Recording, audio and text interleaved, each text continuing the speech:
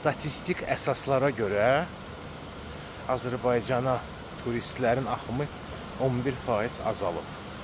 Doğrudan da elədir. Baxırsınız, görürsünüz ki, yəni turist sayı azdır. Ümumiyyətlə belə baxsaq, yəni belə nəzərdən keçirsək bizim Dövlət Turizm Agentliyinin işini, baxırsan görürsən ki, bunların belə sən deyən bir uğurlu bir proyektləri yoxdur. Bax, məsələn, ən uğursuz proyektlərdən biri bunların, hansı ki, mən sizə deyim, özdə bilavasitə yox, birbaşa həmən o turistlərin Azərbaycanın gəlişinə təsir göstərir. O uğursuz milli ulduz proqramı. Yəni, bunlar ki, oturub fikirləşdilər ki, gəl biz otellərə ulduz klasifikasiyası verək. 1 ulduz, 2 ulduz, 3 ulduz, 4 ulduz, 5 ulduz, yəni xaricdəki kimi də. Onda da həmən o otellərdə servis kəskin dərəcədə yüksələcək, qalxacaq. Halbuki reallıqda belə olmadı. Reallıqda bu dəqiqə gedin bu otelləri gezin, baxın. Harada görsünüz, bax o ulduzları. Hətta o ulduz lövhəsi var, hansı ki vırılı buraya. Onların da üstündən ulduzlar artıq tökülüb. Yəni mən bir sıra otelləri çəkdim, sizinlə paylaşdım. Azərbaycanımızın müxtəlif bölgələrində. Bunu da nəzərdə saxlamaq lazımdır ki, yəni turizm nəzərdə tutulanda tək Bakını nəzərdə saxlamaq lazımdır da. Turizm bu deməkdir ki, turist Bakıya gəlir, həm də regionlara gedir. Tək Bakıya gəlirsə turist də bu nə turizm oldu. Yəni bərbad bir vəziyyətdədir otellər.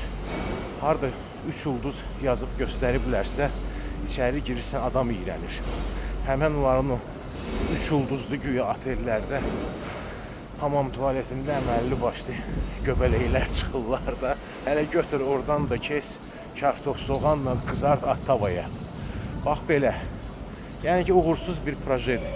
Ümumiyyətlə, mən danışacağım hələ.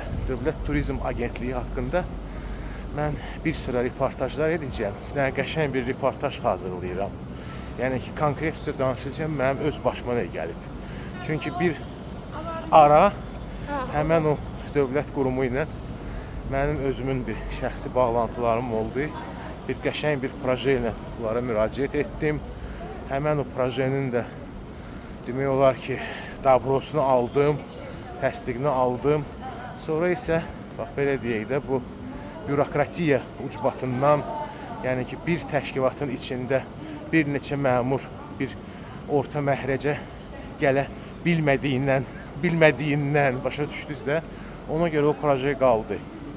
Halbuki mən sizə deyim, o proje alınsaydı, bəlkə də o ölkəmiz üçün qəşəng bir təkan olardı. Həm turizm inkişafında, həmçində bizim milli kulinariya, yəni ki, inkişafında. Neysə, bu barədə mən danışacağım. Hələlik isə bizim gördüyümüz hal-hazırda budur.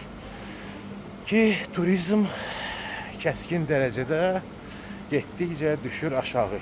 Bunu da qeyd eləmək lazımdır ki, əlbəttə ki, səbəblərdən biri də budur ki, Azərbaycanımıza olan aviabiletlərin, yəni ki, qiyməti kəllə çarxdır. Turist neyinir? Bax, məsələn, tutaq ki, oturub, nə bilim, xaricdə, hansısa bir ölkədə, açdı bir dənə kanalda, baxır, görür ki, bir dənə ləzzətli bir dənə veriliş gedir də Azərbaycan haqqında. Orada deyirlər ki, Azərbaycan, this is the land of fire, mənim nə, oynayırlar bizim yeməklərimiz, zadvoşum, ləzzətli hər şey. Deyir, durum geyim Azərbaycana. Açır bilet almağa, gör, oha, bu biletin qiymətini hansın ki, oradan bura gəlmək üçün, məsələn, Avropa turistindən söhbət gedir də, çox bahadır.